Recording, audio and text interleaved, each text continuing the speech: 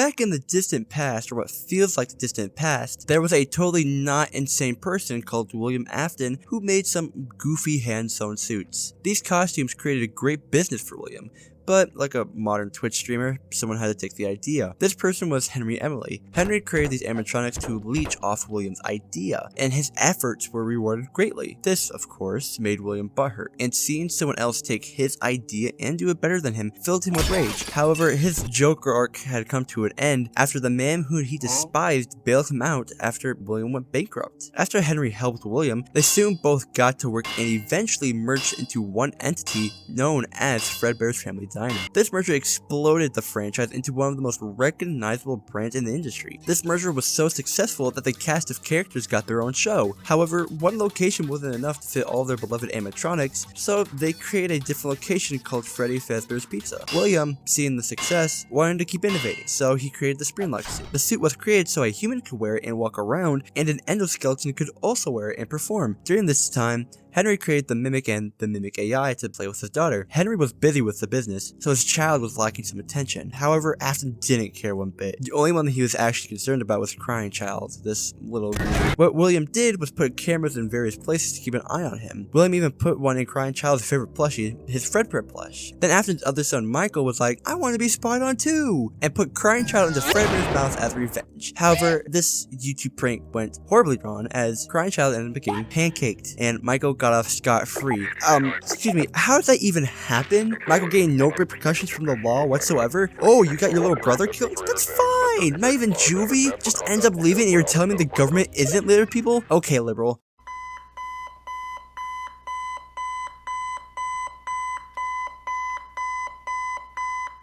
After this event, Crying Child of course dies from his brain turning to glue. The spring-like suits get retired permanently because of a stupid idea and the fact that, it killed a child. Henry was also grieving as well, so he stopped working on the Mimic AI. This event made William go into a deep depression, made him start pounding shots down at Junior's, a local bar. One night, after getting hammered, gets deep into his feels and starts blaming Henry for the death. So William drunk drives like a true patriot to the restaurant to get Henry a piece of his mind. However, he sees Henry's daughter, Charlie, stuck outside the restaurant. In a drunken rage, William, wanting to get back at Henry, beatbops Charlie in the noggin, causing permanent damage. And if that wasn't enough, William also stole the Mimic AI Henry was working on to use in his own work. With 2 deaths associated with the location, they promptly got shut down. When Afton killed Charlie, something clicked in his brain to make him turn a little too goofy. And when I say goofy, I mean insane. This man wanted to learn more about deception in the human psyche, so what does he do? He hotboxes his only alive son and makes him have the hardest high ever. William actually used gas to experiment on Michael. The side effect? Michael went through the events of FNAF 4, and if you have played the game before, that is probably the most terrifying high ever. After running experiments on Michael, William wanted to kill again. William then proceeded to use the retired yellow Bonnie suit to start taking lives. One by one, he disposed of the little brats, using any method he desired to make them connect to God's Wi-Fi. His methods were effective, but in the last one, he went a bit overboard. Maybe he shouldn't have gone too hard on that one. Afton ended up disposing of the bodies in the animatronic suits. The police couldn't convict him, however, Henry knew of William's shenanigans and made him leave. With the reputation of Freddys being flown out the window, Henry had to start anew. Henry ends up creating the toy animatronics and putting them in a new location. Special thing about these animatronics is that they have built-in scanners to detect criminals, however, this didn't stop people from toying with Toy Chica. I will that robot, man. William, seeing this new location opening up, decided to rewind and kill 5 more. And if that wasn't bad enough, the most iconic moment in the series occurred. Was that the bite of 87? Was that the bite of 87? Was that the bite of 87? And with even more people dead, Henry had to close the location. At this point in the timeline, and with all William has done to screw Henry, why hasn't William just killed Henry? Like, at this point, you have to think that it's crossed his mind more than once. After the FNAF 2 location shut down due to unfortunate events, William decided to try his hand in the business once again of making weird robots. William ends up opening Circus Baby's Pizza World. This pizzeria was different than the others though. The main shtick with these new animatronics was that they were designed to lure and capture. He was able to get them to lure with the help of the Mimic AI and the Mimic. The software allowed the Funtime animatronics to mimic other people's voices, and the Mimic itself also was useful as a test subject of the software. However, calling back though, while William was goofing off in the yellow Bonnie suit to kill the second batch of 5 children, the original suits he had stuffed with children were acting a bit quirky at night. So William decided to capture more kids to find out the secret. No one was going to know it too. It's not like, you know, the parents would notice a missing child or something. I guess common sense just didn't exist back in the day. However, since these animatronics were built to capture kids, he had to be careful with his little girl, Elizabeth. Well, you probably know what happened to her. Yeah, she died. And with the tragedy striking William once again, he shuts down his failed experiment to mourn. But while mourning, he notices that Elizabeth possesses babies somehow. Wow, we aren't only human after all. Take that, Rory Graham. Father, what is my purpose? You kill kids. My life is ruined.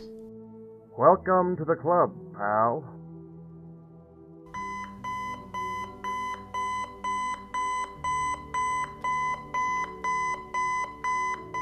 Following the discovery, William was so upset at the Mimic AI for failing him that he closed them off behind some concrete. He also created the Mixer system to keep people away from the AI and the Mimic itself. Since the death was closely tied to Circus Baby Pizza World, he closed. He wasn't quite sure how Elizabeth fused it to Baby, but he was determined to figure it out. So he goes back to Freddy Fazbear Pizza. Henry had tried earlier to reopen the location to see if people were still nostalgic for Freddy Fazbear, but to no avail. William gets the role of night guard and begins tampering with the animatronics once again. One night after another, he keeps taking the endoskeletons from the old location to find out what caused them to come back to life. He collects the endoskeletons and returns to his hole in the ground to experiment. He ends up melting the endoskeletons together into a soul glue, which makes Remnant. This substance can make anyone or anything immortal basically, so William tests it out and it works. William, however, he wanted more, so he went back to be a sneaky goblin to see if he could scrounge up more metal to use in his science project. However, while scrounging, he met the 5 souls he had stuffed in the suits. Scared out of his mind, William ran as the souls chased him throughout the whole pizzeria. This man just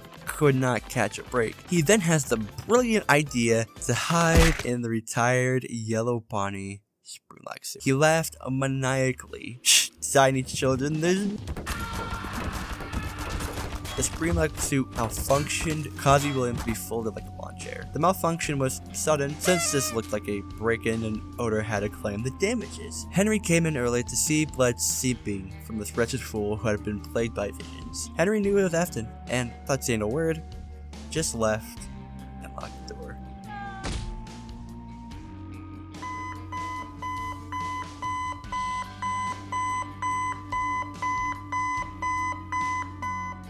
Michael hadn't seen his dad in days, weeks even. I mean, yeah, the guy lived in the basement, but at least he came out for the bathroom or to get food. Michael searches William's room for clues until he finds the elevator that leads to the Circus Baby Pizza World. Michael, he found everything, even his sister. Ah, right. Let's search for the lost father, but the sister who's been gone way longer? After Michael discovers all this, he realizes that his dad is a twisted freak. Yeah, no wonder Michael made crying child in the past tense. Seeing all of this, Michael feels an obligation to help these animatronics down here. Michael starts talking to Baby about how he can help them. Baby eventually leads Michael to the sleeping room. The scooping room is basically a big spoon that takes endoskeletons out of animatronic suits, but also can infuse someone with Remnant. Michael eventually walks into the scooping room and becomes a human puppet. A couple things to take from this. 1. Michael is a complete moron. If I saw a room with a giant claw and protective glass around City Claw, you wouldn't be able to see how fast I was leaving and never coming back. 2. Holy crap, can anyone in the Afton family just not be a freaking sociopath? Like, how hard is it just to be a law-abiding citizen? After Michael was turned into a flesh puppet, the animatronics turned into spaghetti and used Michael's body to traverse before exiting his body. Michael, somehow still alive because of the Remnant, decides to use what he knows to end the chaos he's been consumed by. So he starts going to each location to find out what happened. After he was done, he burned the place to the ground, Destiny game style. After all the burning, there was a horror attraction that opened. Michael, wanting to burn everything that associated with the brand, goes to the attraction to apply for the job, where I would like to point out that canonically, Fazbear Fright opens in 2023. Where is my horror attraction, Scott? I want to see and smell a rotting corpse. Anyways, Michael gets the job and promptly burns down the place, thus releasing all the souls of the original 5. However, one persisted and didn't want to be accepted by the pearly white gates just yet. Later that year, another Fazbear location was set to open. They needed someone to manage the place. Michael, doing what he does best, applies for the position and gets the job. Turns out, the whole thing was a setup. The location was actually opened by Henry to trap the rest of the souls to release them all. He planned on setting the place on fire, and all this culminated into one of the sickest game endings one could imagine. Well, well, well. If it isn't William Idiot. William Idiot. Looks like you got yourself caught in my trap, moron. How does that feel, huh? Oh, right. You can't respond. Anyways, I made the place as a trap to lure you and the other things. Ugh. Everything you'd done was so bad, so I had to burn you. I'm sorry. Can you hurry up and die already? Jeez. The devil keeps blowing up my phone and waiting for you. Also, hi, my daughter, and the other children here. I'm sorry that this guy killed you. Anyway, I gotta go now. Bye. Wait. The door's stuck. Help! Ah!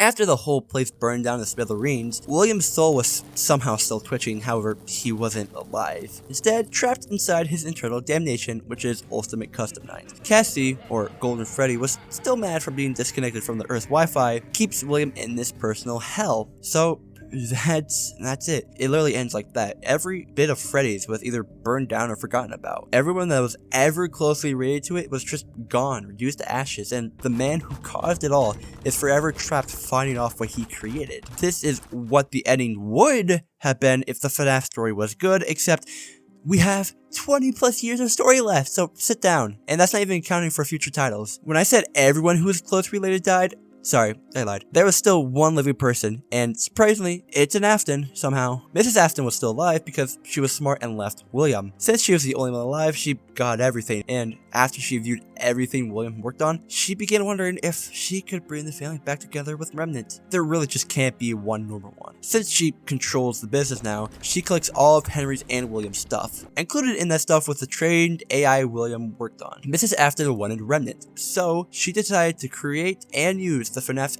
AR game to collect Remnant by sending out animatronics. However, before she could do that, she had to rebuild the brand name. So she created FNAF Help Wanted to help fix the relationship between the brand and the consumer. While making Help Wanted, she finds the AI circuit board William had worked on. Turns out, in this specific AI model, the circuit boards they had scanned kept every bad thing William did, basically creating a glitch trap. This works somehow and she can execute her FNAF AR plan. With some money in hand, and with the AI model, Mrs. Afton gets to work to try to bring back the first loss in her life, crying child. So, she has Gregory created. She installs the AI learning program and steadily begins training this AI to act like her youngest son. This goes on for a bit until she finally gets Gregory to be the person she wants him to be. However, her side project would have to wait. Since she was receiving great quantities of dosh, she opened the Freddy Fazbear's Pizzaplex.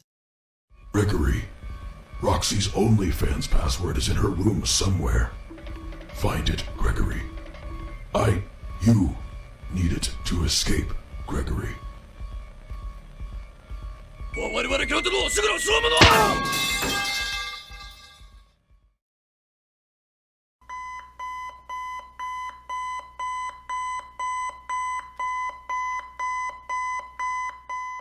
During the craze of the Pizzaplex, something strange was happening. One of the employees had been infected with a virus. This virus was a glitch trap. However, this employee kept fighting against the virus. The action he decided to take was unexpected, to say the least. He decided to cut the skin off his face with a paper slicer. The virus didn't stop there, however. It had to find a new host, and then find a game tester named Vanessa. This game tester couldn't handle the virus and later succumbed to it, basically becoming a vessel for it. I wonder where I've seen this one before. Then, Michael Afton possesses Glamrock Freddy? This is probably because the Pizzaplex is built over the FNAF 6 location. However, Mrs. Afton didn't notice Freddy had changed since there wasn't anything that happened to show it. That's until Gregory started to go a little rogue. See, Gregory was taking orders from Mrs. Afton, but lately, he was giving a bit of backtalk, being a disrespectful little rat. This all comes together as, during opening night, Glamrock Freddy notices Gregory. Once Freddy notices him, he malfunctions and causes everything that happened in FNAF Security Breach. Gregory gets chased around by the other Glamox and Vanessa for presumably disobeying Mrs. Afton. After being chased around and learning about the bad things that had happened, Gregory learns that Vanessa, or Vanny, is being controlled by the Afton AI virus. So Gregory smacks Vanessa back into consciousness, and they both escape with Glamox Freddy's head. Mrs. Afton, seeing all of the hard work crumble before her, decides to abandon the project for the time being. After a couple of years, however, one of Gregory's friends, Cassie, thinks Gregory's stuck in the Pizzaplex, so she tries to go and save him. Yada yada yada, complicated lore drops and things we don't really know about later. Cassie was tricked by the mimic robot. Cassie frees the robot, and that's where we currently stand with the lore today. Just a little thing before we wrap up here. Not all of this is like 100% confirmed.